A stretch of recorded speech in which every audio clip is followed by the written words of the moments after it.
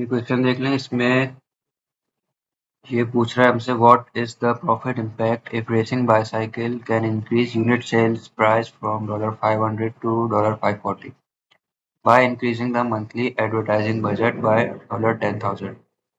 इसमें हमें एक तो ये इन्फॉर्मेशन दे रहा है कि जो यूनिट की सेल प्राइस है वो 500 से $540 कर दी है, और दूसरी इन्फॉर्मेशन ये है कि जो एडवर्टाइजिंग बजट है वो 10,000 से इंक्रीज कर दिया। और रिक्वायर्ड क्या है इसमें, what is the profit impact. तो पहले हम रिक्वायर्ड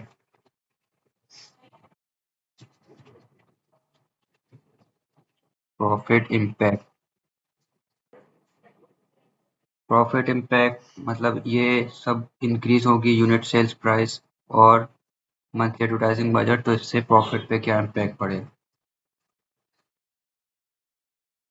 ये आ गए हमारे 500 पर यूनिट सेलिंग प्राइस थी यहाँ पे, और यहाँ पर थी 540 पर unit selling price.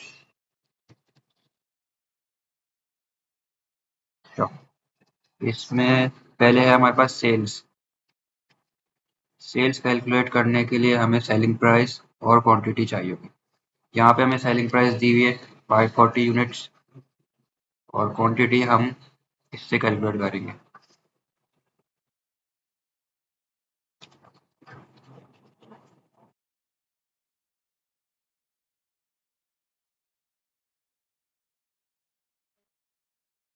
First we calculate quantity.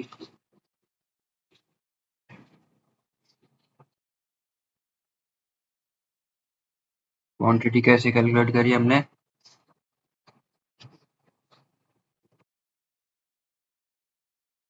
Total sales divide by selling price per unit. ये हमारे पास आ जाएगी 250,000 divided by 500 is equals to 500।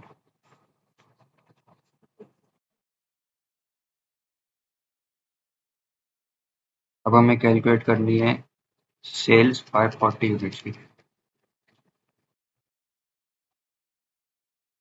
Sales of 540 units, यही वाला selling price per unit multiply by quantity. ये हो जाएगा हमारा 540 मल्टीप्लाई बाय 500 यूनिट्स। इस सवाल में हमने 500 यूनिट्स हैं वही सेल करें नई प्राइस पे। पहले प्राइस 500 थी, अब 540 हो गई। जब इसको हमने मल्टीप्लाई करा हमारे पास आया 270,000।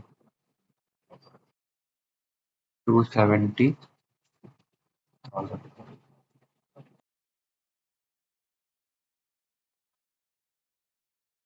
ये 540 यूनिट्स नहीं है, ये 500 यूनिट्स ही है। और sell the 500 units at rupees at dollar 540, इस तरह ही। उसके बाद हमें कैलकुलेट करना है वेरिएबल एक्सपेंसेस। यहाँ पे हमने सेलिंग प्राइस बढ़ाई है, कोई इस तरह के एक्सपेंसेस हमने इंक्रीज नहीं करे, ना हमारे पास कोई इन्फॉर्मेशन है कि इस तरह के कोई वेरिएबल एक्सपेंसेस हमारे पास इंक्रीज हुए जिससे इस पर फर्क पड़े। और वेरिएबल एक्सपेंसेस पे हमारा जो है इम्पैक्ट जब आता, जब हमारी क्वांटिटी चेंज होती या कोई एक्स्ट्रा वेरिएबल एक्सपेंसेस होते। क्वांटिटी यहाँ पर सेम है, कॉस्ट हमारी सेम रहेगी वेरिएबल एक्सपेंसेस की। पहले भी 500 यूनिट्स हमने सेल करें, बाद में भी 500 यूनिट सेल करें। यहाँ पे जो चीज़ चेंज हुई है वो सेलिंग प्राइस चेंज हुई है। तो हमारी जो वेरिएबल एक्सपेंसेस हैं वो यहाँ पर सेम रहेंगे। कैलकुलेशन करके भी देख लेते हैं। पहले हमने वेरिएबल एक्सपेंसेस पर यूनिट, पहले हमारे थे 1, वेरिएबल एक्सपेंसेस को हम कर लेते हैं total variable expenses divide by number of units.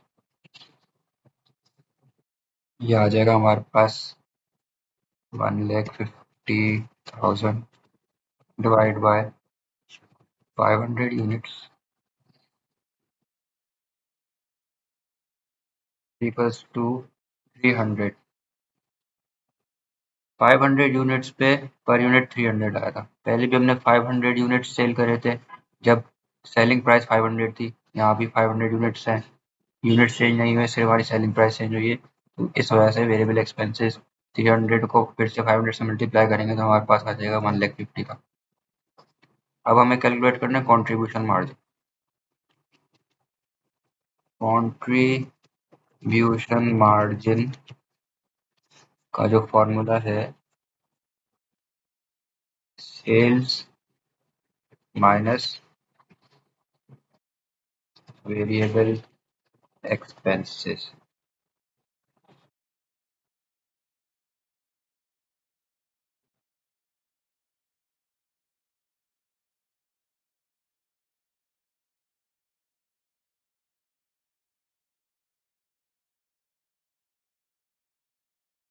Contribution margin है हमारा सेल्स माइनस वेरिएबल एक्सपेंसेस।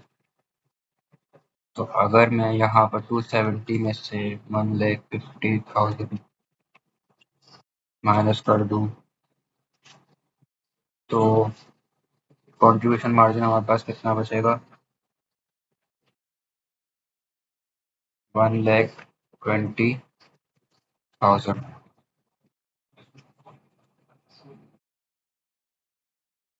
1,20,000। हमने क्या करा? सेल्स माइनस वेरिएबल एक्सपेंस, हमारे पास आ गया कॉन्ट्रीब्यूशन मार्जिन। अब आएगी हमारे पास फिक्स्ड एक्सपेंसेस। फिक्स्ड एक्सपेंसेस के लिए हमें यहाँ पे इंफॉर्मेशन दे रहा था कि एडवर्टाइजिंग बजट हमारा 10,000 से इंक्रीज हो गया। इसने कोई ऐसी बात नहीं बताई कि वेरिएबल एडवर्टाइजिंग एक्सपेंस बजट हमारा इंक्रीज हुआ या कुछ और इंक्रीज हुआ। तो डायरेक्टली 10,000 हमारे फिक्स्ड एक्सपेंसेस में ऐड हो जाएंगे।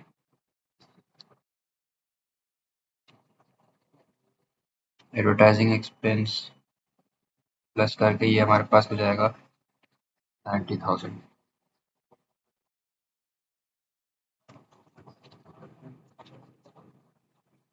Fixed expenses plus advertising expense, जो कि हमारा एडवर्टाइजिंग एक्सपेंस भी फिक्स एक्सपेंस है। तो ये हो गया 80,000 प्लस 10,000।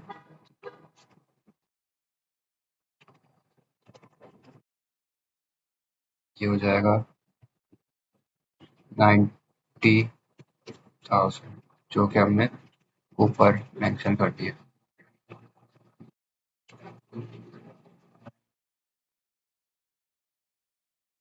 इसके बाद हमारे पास रिक्वायर्ड है net operating income. Contribution margin minus fixed expenses 1,20,000 minus 90,000, हमारे पास आ जाएगी ऑपरेटिंग इनकम 30,000। अच्छा, हमारे हमसे सवाल में ये पूछा था कि प्रॉफिट इम्पैक्ट कितना पड़ेगा। अगर पहला काम ये करेगा कि 540 सेलिंग प्राइस कर देगा और दूसरा काम ये कि 10,000 से एडवर्टाइजिंग बजट इंक्रीज कर देगा। प्रॉफिट इम्पैक्ट हमारे पास आया, पहले 20,000 थी, फिर हमारे पास 30,000 है। 30,000 minus 20,000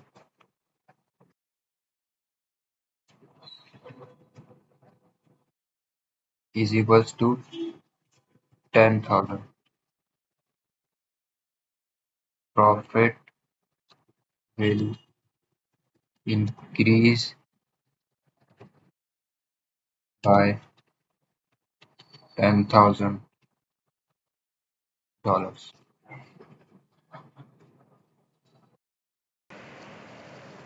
What is the profit impact if racing bicycle can use higher quality raw materials, thus increasing variable cost per unit by $10 to generate an increase in unit sales from 500 to 580?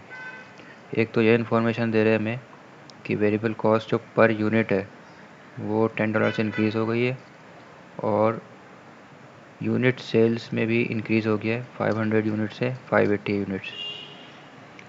जो previous question था उसमें हमें unit की price change हो रही थी और advertising budget जो कि फिक्स एक्सपेंस होता है वो इंक्रीज़ हो रहा था। इस क्वेश्चन में हमारे पास वेरिएबल कॉस्ट इंक्रीज़ हो रही है और सेलिंग की यूनिट्स चेंज हो रहे हैं। पिछले क्वेश्चन में सेलिंग प्राइस चेंज हो रही थी, यहाँ पे यूनिट्स चेंज हो रहे हैं। पहले हमें कैलकुलेट करना है इसमें सेल्स 580 यूनिट्स की। पहले 500 यूनिट सेल्स हो रहे थे, अब 580 यूनिट सेल्स हो रहे हैं।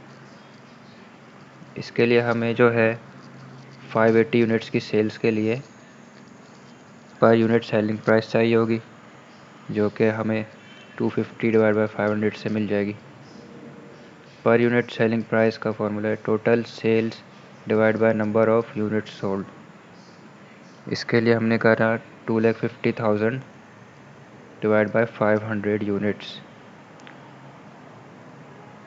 2,50,000 डिवाइड बाय 500 यूनिट्स, हमारे पास आंसर आ गया 500। इसके बाद हमने 580 यूनिट्स की सेल निकालने के लिए selling price multiply by quantity sold. 500 multiply by 580 is equals to 2,90,000। 2,90,000 हमारे पास आ गई सेल्स 580 यूनिट्स की। इसके बाद हमारे पास रिक्वायर्ड है वेरिएबल एक्सपेंसेस। वेरिएबल एक्सपेंसेस के लिए हमारे पास इंफॉर्मेशन थी कि वेरिएबल कॉस्ट पर यूनिट $10 से इंक्रीज़ हो रही है। पहले हम कैलकुलेट कर लेंगे कि इस सिनेरियो से पहले जो सेल हो रही थी 500 यूनिट्स की, उसमें वेरिएबल एक्सपेंस क्या थी हमारी। Per unit variable cost calculate कर लेंगे हम। पर यूनिट वेरिएबल कॉस्ट का फॉर्मूला है total variable cost divide by number of units. ये हमारे पास आ जाएगी 1,50,000 डिवाइड बाय 500 यूनिट्स। ये आ गए हमारे पास 300। अच्छा, इन्फॉर्मेशन के हिसाब से हमारे पास $10 से इंक्रीज़ हुई है, तो जो न्यू वेरिएबल कॉस्ट है, new variable cost per unit वो हमारे पास है 300 प्लस 10 इज इक्वल्स टू 310।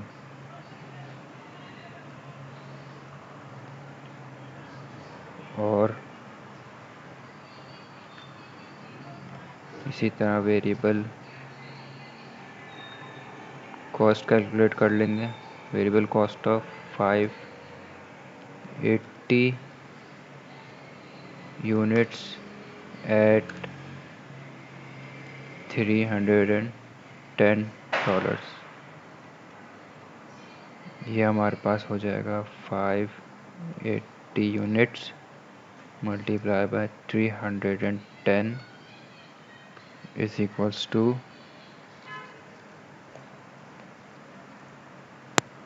179,800। यह हमारे पास ऊपर मेंशन भी था यहाँ पे, इसको हम एंटर कर देते हैं 179,800। अब हमारे पास रिक्वायर्ड है कंट्रीब्यूशन मार्जिन। कंट्रीब्यूशन मार्जिन का फॉर्मूला हमारे पास क्या था। contribution margin is equals to sales minus variable expenses.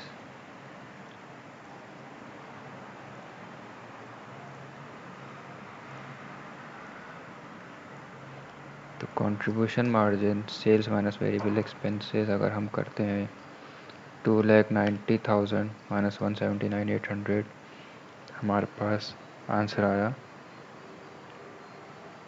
1,10,200। इसके बाद हमारे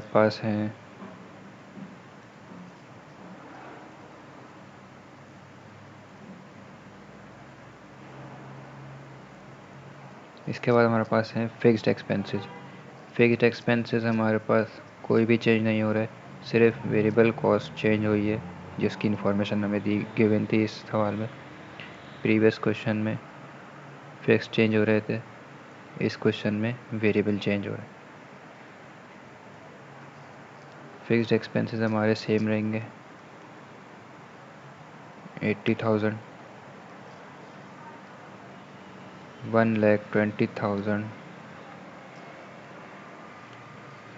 माइनस 80,000,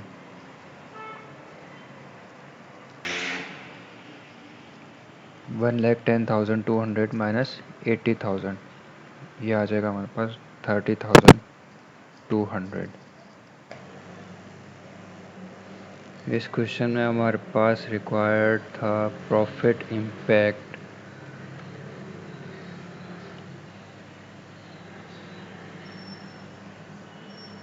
प्रॉफिट इम्पैक्ट हमारा क्या होगा? प्रॉफिट इम्पैक्ट हमारा हो जाएगा